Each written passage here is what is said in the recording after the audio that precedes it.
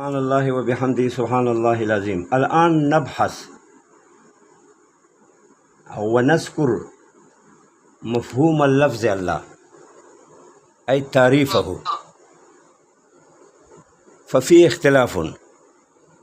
قال البعض إن اللفظ الله علم لمعناه أي للذات المشخصة الواجب الوجود، أي وجوده واجب لذاته بذاته لا بغيره، المستجمع لجميع صفات الكمال، يعني ليس خال عن نور مطلقا، كل كمال هو عينه تعالى أو لازمه تعالى، وكل كمال هو نور، الله نور السماوات والأرض. فالمعنى